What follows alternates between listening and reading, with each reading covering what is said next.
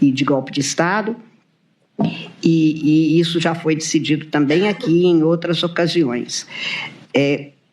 Portanto, para mim, a tentativa de golpe, não sendo o meio necessário ou etapa para abolição, precisava da comprovação de que tentou-se realmente contra os poderes. Dá exemplo agora, a demonstração de 2021, quando se começou a buscar discursos e instigar e insuflar contra o Poder Judiciário, vice especial ao Poder Judiciário Eleitoral, contra os integrantes do Poder Judiciário Eleitoral, levaram à condição de facilmente depois dizer que era preciso haver uma substituição, ou abaixo o Supremo, fora a Justiça Eleitoral, que culmina, então, na proposta de intervir, a palavra é uma intervenção no Tribunal Superior Eleitoral na tal minuta.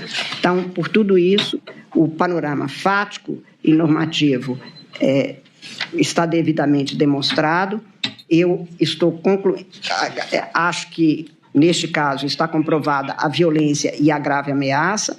A prova produzida durante a instrução processual, além das provas documentais, para mim, comprovam essa materialidade, facilitada de que, como destacou a acusação, a organização documentou quase todas as fases da empreitada. A operação que é menos citada é a Operação 142, que era difundir que as Forças Armadas tinham a tutela do Brasil. O Brasil seria uma democracia tutelada. Isso, aliás, ministro Alexandre, me lembra uma circunstância, e brevemente fazer a referência. Aqui, em 1893, quando um presidente renuncia e vem o outro, a Constituição de 1891 também tinha um artigo 14, que foi incluído pelo Rui Barbosa, que depois ele teve que explicar, não, isso aqui nós não estamos querendo nenhuma instituição tutelando, todo mundo se submetendo ao direito. A mesma circunstância foi agora repetida a um super historiador brasileiro, Carlos Fico, que narra isso e que parece que a gente está vendo de novo a mesma situação de se aproveitar de um artigo da Constituição para dizer, e para a sorte do Brasil, como ficou demonstrado, tanto o Batista Júnior, principalmente, e o Freire Gomes afirmaram a posição das suas forças, disseram que não aconteceria. Um deles sai da sala durante a reunião ao apresentar a minuta de golpe e, portanto, tivemos instituições que asseguraram essas circunstâncias. Por isso que eu digo, nenhuma ação penal é contra a instituição. Esta aqui é o contrário.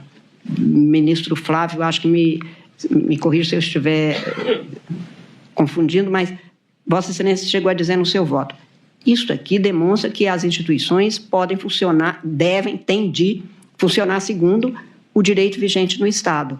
E as Forças Armadas, no final, deram a comprovação deste fato. Sem dúvida, ministra. E apenas a lembrança do golpe de 64 é curiosa, porque no golpe de 64 tinha menos prova documental do que nessa tentativa. Nessa tentativa agora só faltou ata. Lavrar ata, aos tantos dias. Apesar de... Agora, no golpe de 64 tinha menos prova documental. Na verdade, as provas documentais só emergiram com a abertura dos arquivos do governo dos Estados Unidos. Mas, nesse caso, ainda há essa singularidade que Vossa Excelência destaca. O standard probatório é não só testemunhal, como documental. Talvez isso até seja uma não sei, só cogitando.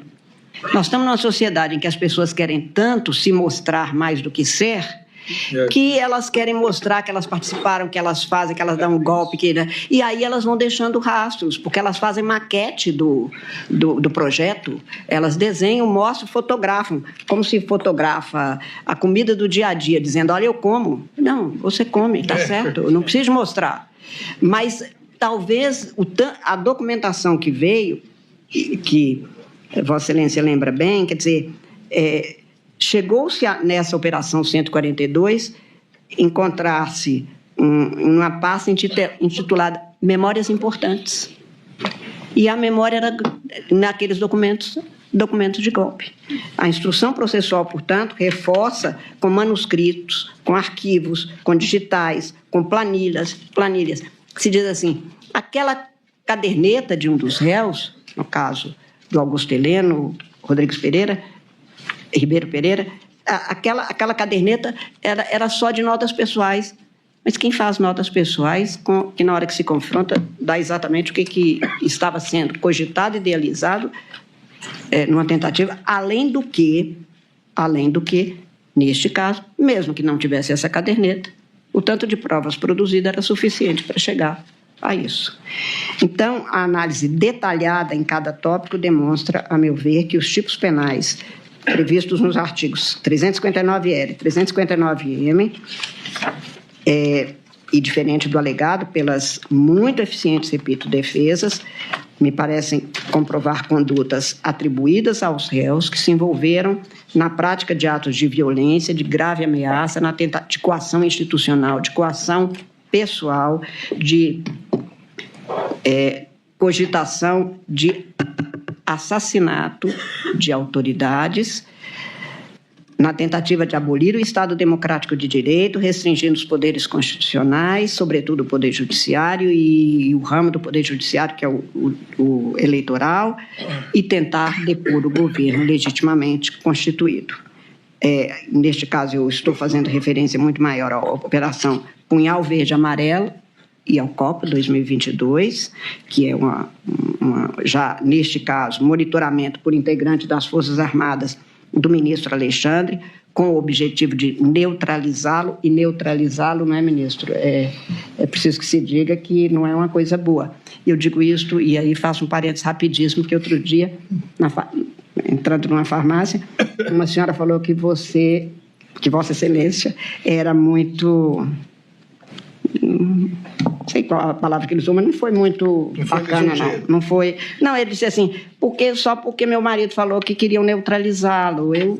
Neutralização não é ruim. Como assim? Ela disse, porque uma amiga minha que fez neutralização ficou bem. Eu falei, não, a senhora está confundindo com harmonização. Harmonização, deixa-me explicar. Mas ela queria que eu fizesse também? Claro, ela achou que Vossa Excelência... Está difícil a vida.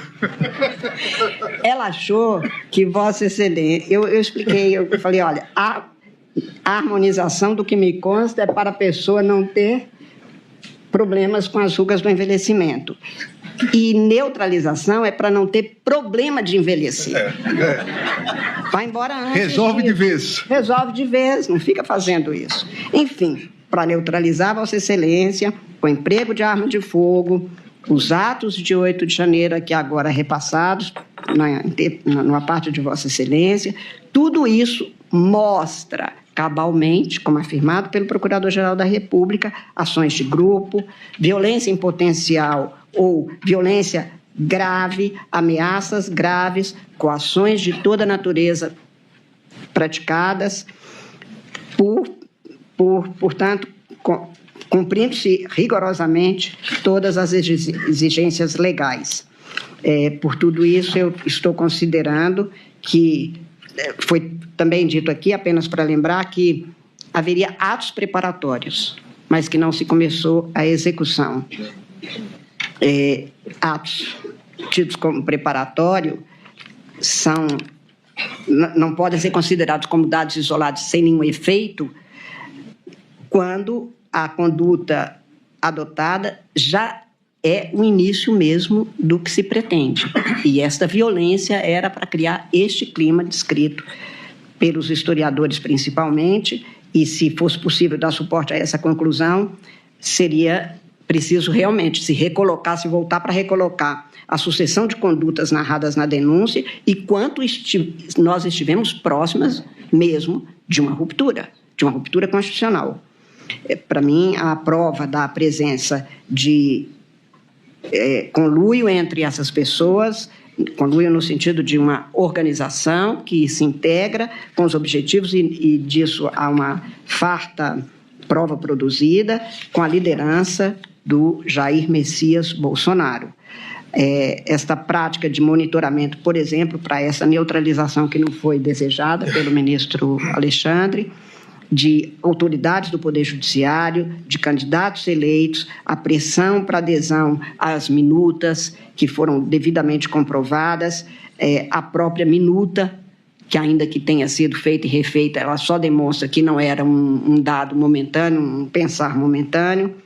Por tudo isso, eu considero que se caracteriza, em face do que foi comprovado nos autos, a prática desses crimes. Como também, e aí acho que não preciso passar muito tempo, a dizer dos crimes de dano qualificado e deterioração do patrimônio tombado, porque as imagens foram suficientes para mostrar e tudo que nós passamos naquele período.